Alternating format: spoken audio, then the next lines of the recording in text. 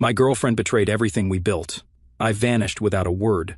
But when I finally acted, she lost far more than she ever expected. I'm Drew, 32, and I thought I had my life figured out, or at least the relationship part of it. I've been dating this girl, Olivia, for 2 years. We met at a Christmas party a couple of years back, and at the time, it felt like one of those "this is meant to happen" moments. Looking back now, I guess I was just dumb. Anyway, let me start at the beginning. The party where we met was thrown by a mutual friend of ours, Jason. Jason and I go way back, like high school days, and Olivia was one of his employees. I didn't even want to go to the party that night. Work had been brutal, and I just wanted to stay home, but Jason guilt-tripped me into showing up, saying I needed to meet people and live a little. So, I went, and there she was, Olivia. She was laughing with a group of people when I first saw her. Jason, being Jason, dragged me over to introduce us. We hit it off almost immediately. She laughed at my dumb jokes, asked about my interests, and genuinely seemed interested in me. I remember leaving that party with her number and this goofy smile on my face. Fast forward a few weeks, we went on our first date. Nothing fancy, just a burger joint and a walk in the park, but it was perfect. She was funny, smart, and way more grounded than I expected someone like her to be. We clicked, you know? Like I could see this going somewhere serious, and it did. A few months later, we were officially a couple, and everything felt good. But there was one thing that always stuck out: her younger sister, Chloe. From the very first time I met her, I could tell she didn't like me. She wasn't outright rude, but she had this way of making comments that felt like little jabs. Like during one of the first family dinners I went to, she said, "Wow, Olivia, you really went for the low-maintenance look, huh? Like, what does that even mean?" I brushed it off at first, thinking maybe she was just protective of her sister or trying to mess with me, but it didn't stop. Chloe would always find ways to undermine me. If I mentioned something I was passionate about, she'd roll her eyes or make a sarcastic comment. Like one time I was talking about a hike Olivia and I went on, and Chloe was like, "Wow, how thrilling. I'm sure you guys had a wild time looking at trees." She'd also do this thing where she'd bring up Olivia's exes like, "Oh, remember when you and Mark went to Cancun? That sounded like such a fun trip." It felt like she was constantly trying to remind me that Olivia could do better, or that I didn't measure up. I brought it up to Olivia a few times, asking why Chloe seemed to have it out for me. She just laughed it off and said, "That's just Chloe, she's like that with everyone." But it didn't feel like that. I mean, she was perfectly nice to everyone else, just not me. I started dreading any time we had to hang out with her, but for Olivia's sake, I sucked it up. Despite Chloe's attitude, my relationship with Olivia kept moving forward. We moved in together after about a year, splitting rent in a small house just outside of the city. Life felt stable, like we were building something real. I wasn't one of those guys who needed to rush into marriage or anything, but after 2 years I started thinking about proposing. Olivia was my person, or at least I thought she was. This year Jason was hosting another Christmas party, and it felt like the perfect opportunity to pop the question. It was where we met, and Jason had always been a big part of our story. I talked to Olivia's parents about it a few weeks ago, asking for their blessing, and they were over the moon. I spent weeks planning it. I picked out the ring, rehearsed what I was going to say, and even coordinated with Jason to make sure the moment would be perfect. I imagined Olivia's face when I got down on one knee in front of all our friends, how happy she'd be, how we'd laugh about the journey that got us there. I was so sure I was doing the right thing, but life has a way of kicking you in the teeth when you least expect it.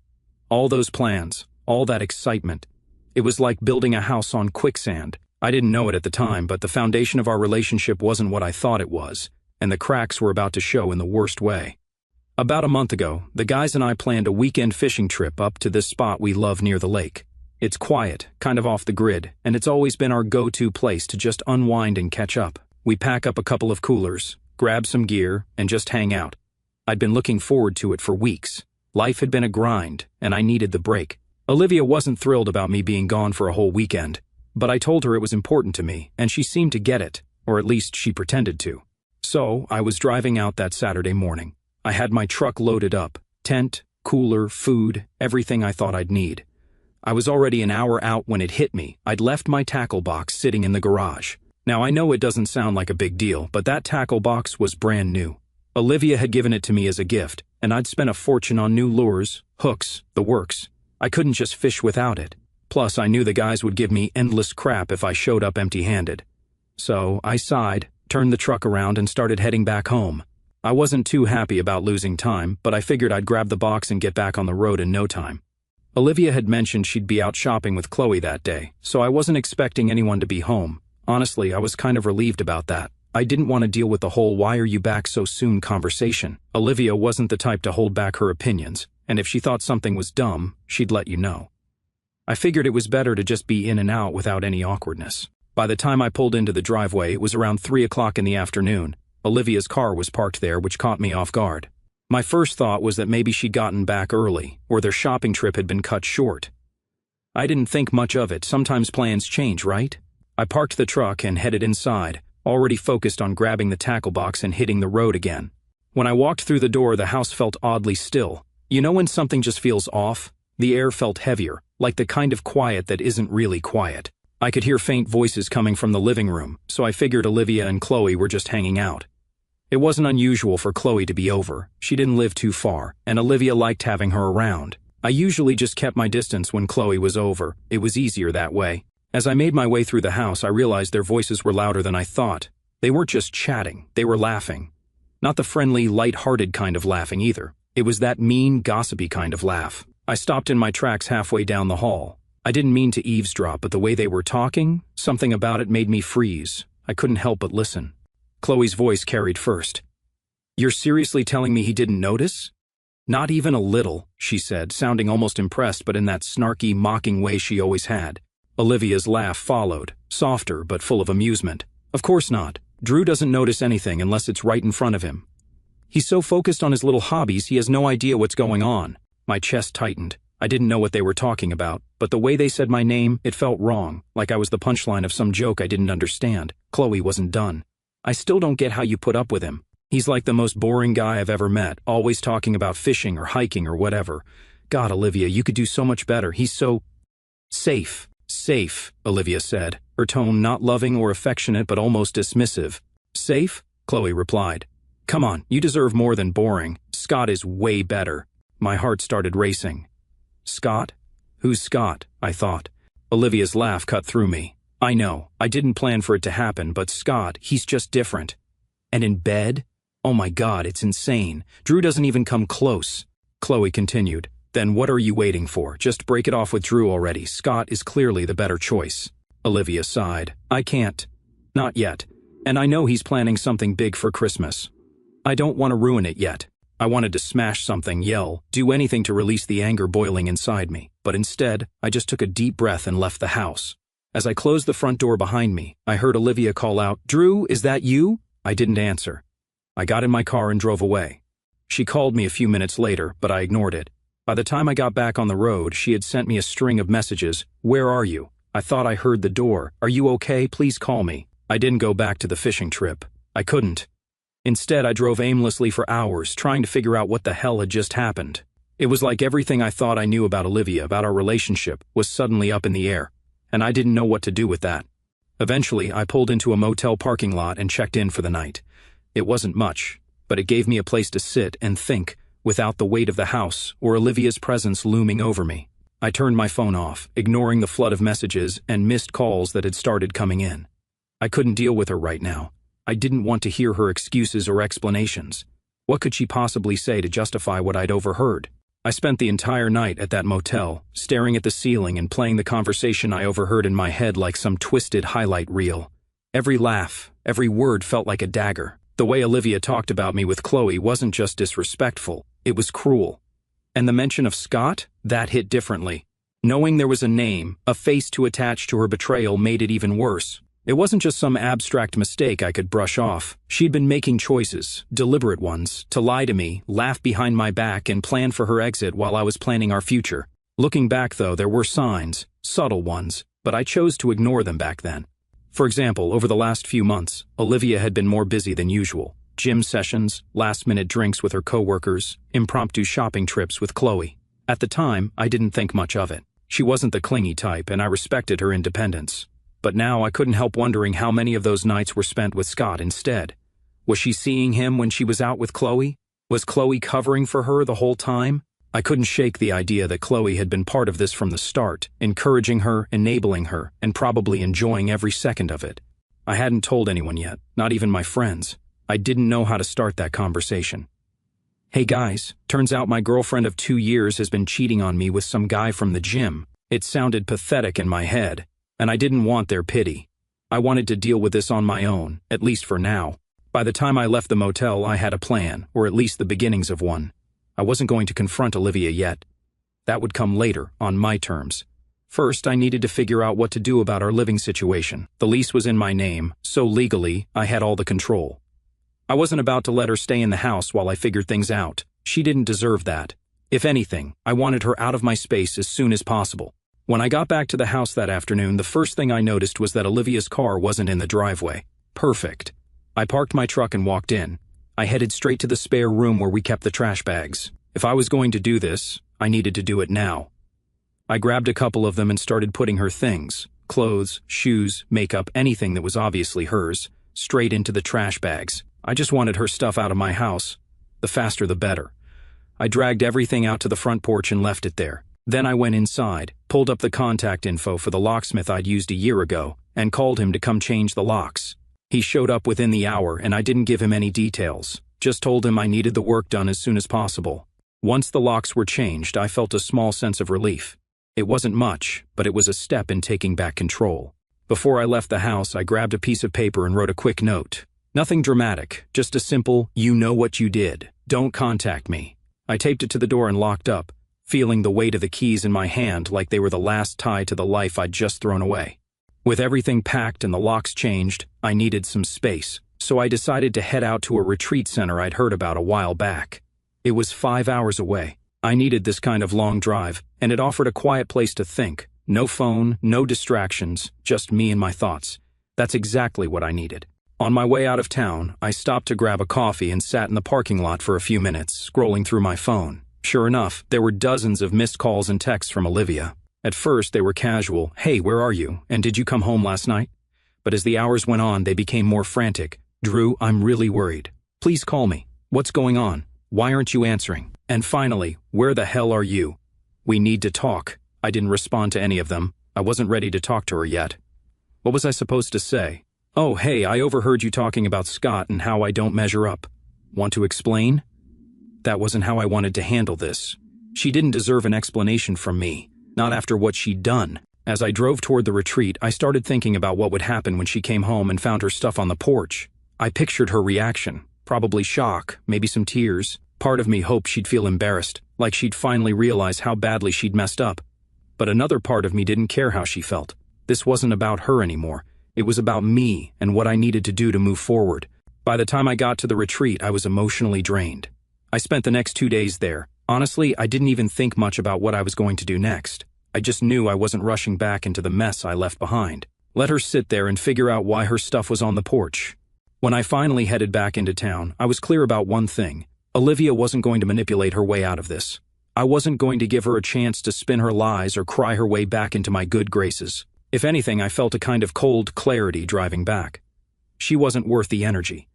Whatever fake version of herself she'd been presenting for 2 years was done, and I wasn't playing along anymore. As I pulled into my driveway, it was obvious she'd been there. Her stuff, which I'd left packed on the porch, was gone. She'd taken it all. The note I'd taped to the door was missing too, but that didn't surprise me. What did catch my attention was the stack of envelopes wedged into the screen door. Letters, all addressed to me, all from Olivia. I didn't even touch them. I just shook my head, unlocked the new lock, and went inside. After clearing her last traces from the house, I sat down on the couch and pulled out my phone. I hadn't checked it since before the retreat, and when I turned it on, the notifications started flooding in, texts, missed calls, voicemails. It was a barrage of desperation. The texts started out calm, "Hey, I came home and saw my stuff. Can we talk? I don't know what's going on, but I'm worried." Then they got more frantic. "Drew, what the hell? Why is all my stuff outside? Please call me. I'm so sorry for whatever I did." And finally they turned angry. "This is childish, Drew. You're acting like a jerk. At least give me the decency of a conversation." I smirked reading that one. Decency? After what I overheard, the irony wasn't lost on me. I didn't bother responding. Instead, I blocked her number. Done. Simple as that. She didn't deserve an explanation. And I wasn't about to waste my time crafting some long text or arguing over the phone. The next morning, I got a call from Jason, the mutual friend who'd introduced me to Olivia at the Christmas party 2 years ago. Jason's one of those friends who's always got your back but doesn't sugarcoat things. When I picked up, his tone was casual, but I could tell he knew something was up. "Hey man, everything okay? Olivia's been blowing up my phone." I leaned back in my chair and sighed. Yeah, she's probably freaking out because I threw her out. Jason paused, then let out a low whistle. Damn! What happened? For the first time, I told someone the whole story. How I'd overheard Olivia and Chloe's conversation, the way they mocked me, and of course, the part about Scott.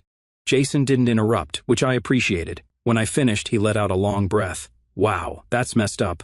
Honestly though, good for you. She didn't deserve you, man. Jason wasn't the type to blindly take sides, so his support meant a lot. Over the next few days, Olivia's attempts to contact me didn't stop. She tried everything, calling from other numbers, showing up at the house I didn't answer the door, and even leaving letters in my mailbox. Each letter was the same, apologies, excuses, and pleas for another chance. I didn't read most of them, but the few I skimmed all had the same theme. She was sorry, it wasn't what it looked like, she still loved me, blah blah blah. The same tired script cheaters always use when they're caught. I wasn't buying it. Chloe also tried reaching out, which made me laugh. Her messages were so out of touch it was almost funny. Hey, I heard Olivia's upset. Maybe you guys should talk. Like she hadn't been the one encouraging Olivia to cheat in the first place. I blocked her too. The next morning, I decided it was time to call Olivia's parents. They'd always been kind to me, treating me like family from the moment Olivia and I got serious. Her mom, Linda, would send me home with leftovers after family dinners, and her dad, Tom, loved talking about sports and grilling tips. They were the type of people who genuinely cared, and I figured they deserved to know the truth about what their daughter had been up to. Plus, I wanted them to hear it from me, not some twisted version Olivia would no doubt try to sell them. I wasn't nervous about the call, but I knew it wouldn't be easy. It's not exactly a casual conversation, hey, just thought you should know your daughter's a cheater, and her sister's been hyping her up about it. Still, I called Linda's number, and she picked up on the second ring. Drew, how are you, sweetheart? It's been a while, she said, her voice as warm as ever. Hi, Linda, I replied, trying to keep my tone steady. Do you have a few minutes to talk? It's important. Of course, she said, sounding concerned. Is everything okay? No, I said bluntly, not really. I explained everything, how I'd overheard Olivia and Chloe laughing about me, how she admitted to cheating with some guy named Scott, and how Chloe had been egging her on the entire time. I didn't sugarcoat it. I told her exactly what they said, word for word, because I wanted her to understand just how low both of her daughters had stooped. By the time I finished, the line was silent for a moment. I thought Linda had hung up, but then I heard a shaky breath. Drew, she finally said, her voice trembling, I don't even know what to say. I can't believe this. Are you sure? Maybe you misunderstood. I didn't misunderstand, I interrupted firmly. Linda started crying. I felt a little bad, but at the same time, I wasn't going to soften the truth for her. Her daughters had done this, not me. After a few moments, I heard Tom's voice in the background, asking what was wrong. Tom, Linda said, her voice breaking. It's about Olivia and Chloe. There was some muffled noise as Tom took the phone. Drew, what's going on? Linda's in tears over here. So I told him the whole thing again. By the time I finished, he was silent, just like Linda had been. Then, after what felt like forever, he let out a long, heavy sigh. I'm sorry, Drew, he said, his voice low and serious. You didn't deserve that. None of it. I can't believe they... God, I don't even have words. It's not your fault, I said, and I meant it. But I thought you should know. I know how much you both care about your daughters, but I can't stay quiet about this. I'm done being disrespected. You're absolutely right, Tom said, his voice sharp now. They crossed a line and they need to face the consequences. I don't care if they're my daughters. What they did is disgusting. Linda, still crying in the background, chimed in. Drew, I'm so sorry. You've always been so good to Olivia, to our family. I can't believe she would throw that away. And Chloe, how could she encourage something like this? I don't even recognize them anymore. We talked for a while longer. They asked if I was okay, how I was handling everything, and if there was anything they could do to help. I told them I was fine, better than they probably expected, and that I was moving on, no matter how hard Olivia begged. Tom promised me they'd handle things on their end and made it clear they wouldn't tolerate that kind of behavior in their family. Before we hung up, Tom said something that stuck with me. Drew, you've always been like a son to us. What Olivia did doesn't change that. You're welcome in our lives any time, but as far as I'm concerned, she's out. Both of them are. I can't have people like that in my life, even if they're family. I wasn't sure how Olivia's parents would react, but I didn't think they'd cut ties with both of their daughters. It was a bold move, but honestly, it made me respect them even more. They didn't try to justify or excuse Olivia's behavior. They didn't pull the blood is thicker than water card. They just saw the situation for what it was and stood by their principles. I felt relieved, like a weight had been lifted, knowing Olivia and Chloe wouldn't have the support system they'd probably been counting on. But another part of me felt sad, not for them, but for Linda and Tom. They didn't deserve this. They'd raised 2 daughters who turned out to be selfish, deceitful people, and now they had to live with that reality. I wouldn't wish that on anyone. By the time I went to bed that night, I felt more at peace than I had in weeks. Olivia and Chloe might have tried to ruin my life, but I wasn't the one left scrambling to fix things. That was on them now, and judging by Tom and Linda's reaction, they were going to have a rough time ahead. In the days that followed my conversation with Olivia's parents, the fallout from her and Chloe's actions started to spread. Tom and Linda weren't the kind of people to make empty promises, and when they said they were cutting ties with both of their daughters, they meant it. I didn't expect the extent to which they'd follow through, though. It was satisfying to watch. The first thing I heard was that Olivia had been fired. Jason called me.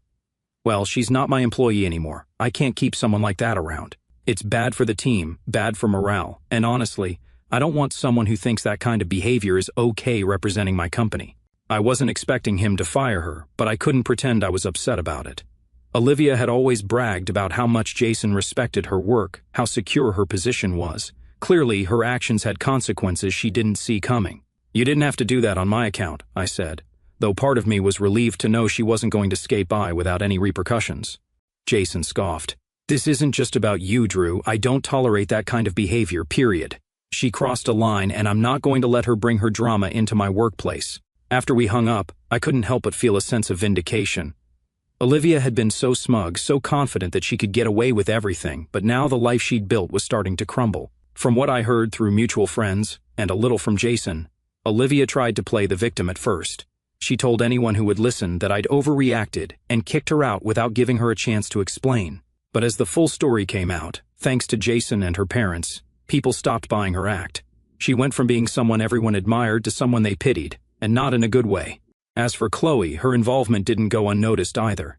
Tom and Linda were furious with her for encouraging Olivia's behavior, and they made it clear she wasn't welcome in their home anymore. Chloe had always been the family wild card, the one who could never hold down a job, constantly borrowing money, and always relying on her parents to bail her out. Tom and Linda cut all financial support to both Olivia and Chloe. They didn't have much of a safety net anymore. Tom and Linda also didn't hold back when people asked why. According to Jason, Linda had told one of her friends at church, "We raised them better than this. If they're going to behave this way, they can do it without our help." Their social circle quickly picked up on the situation, and word spread fast. Olivia and Chloe found themselves ostracized by people they'd once relied on for support. Friends stopped returning their calls, invitations to events dried up, and even their Instagram followers started dwindling. Olivia, who had always cared way too much about appearances, must have been losing her mind over it. Apparently, Chloe let Olivia crash at her place for a while, but that didn't last long. From what Jason told me, Chloe couldn't handle the constant drama Olivia brought with her. Between Olivia spiraling after losing her job and Chloe struggling to keep up with her own expenses, things fell apart quickly. One night, Jason mentioned he'd heard through the grapevine that Chloe had finally snapped and kicked Olivia out too. She told her to figure her own crap out, Jason said, almost laughing. I guess being sisters only goes so far when someone's a walking disaster. I didn't feel bad for either of them. They'd made their choices, and now they were dealing with the fallout. If anything, it felt like poetic justice. Olivia and Chloe had spent so much time tearing me down, acting like I was just some safe and boring guy who didn't deserve their respect. Now they were the ones scrambling to pick up the pieces while I was moving on with my life. One night, as I was scrolling through my phone, I got a text from Jason. It was a reminder about the upcoming Christmas party. "Hope you're still coming," he wrote. "Don't worry, Olivia's not invited. This year's all about good vibes." I stared at the message for a while, debating whether or not to respond. Part of me wanted to skip the party altogether. It felt too tied to everything that had happened. But another part of me thought, why should I let her ruin it for me? It's not her party, and she sure as hell doesn't own the memory of that night. So yeah, I'm going to the party, not just to see friends or enjoy the holiday spirit, but to reclaim something, my story, my dignity, my life, whatever you want to call it. If Olivia showed up and tried to stir the pot one last time, well, let's just say I'm ready for her this time. I'm not the clueless guy standing in the hallway blindsided by betrayal. I'm walking in with my eyes wide open. I guess we'll find out. Thanks for reading until here. I'll update you guys after the Christmas party. Alright, Reddit, buckle up, because things went down at the Christmas party and I'm still trying to wrap my head around it. If you've been following my story, you know where we left off. Let me take you to the party. The night started off fine. Actually, it was better than fine. Jason knows how to throw a party, and his place looked like something out of a Christmas movie. Twinkling lights, a giant tree in the corner, and people in festive sweaters holding drinks and laughing. It felt good to be around friends, people who had my back and knew the real story about what went down with Olivia. I mingled, caught up with old friends, and even met a few new people. I felt like myself again. No baggage, no drama, just Drew. But then, of course, the drama walked in. It was about halfway through the party when the front door swung open, and there she was, Olivia, standing in the doorway, looking like she hadn't slept in days. Her makeup was smudged, her hair was a mess, and she wasn't wearing anything remotely festive. Just a plain black coat and jeans. She looked completely out of place among the crowd of cheerful partygoers. The room went dead silent. Everyone turned to look at her, and you could feel the tension crackling in the air. Jason was the first to speak. "What the hell are you doing here?" he asked, his tone sharp. "I need to talk to Drew," Olivia said, her voice shaky but loud enough for everyone to hear. "Please, just for a minute." Jason stepped forward, blocking her path. "You weren't invited, Olivia. You need to leave." She ignored him, her eyes darting around the room until they landed on me. "Drew," she said, her voice breaking, "please, I just need to talk to you, just 5 minutes. That's all I'm asking." Now, here's the thing. The old me, the guy I was a month ago, he probably would have folded.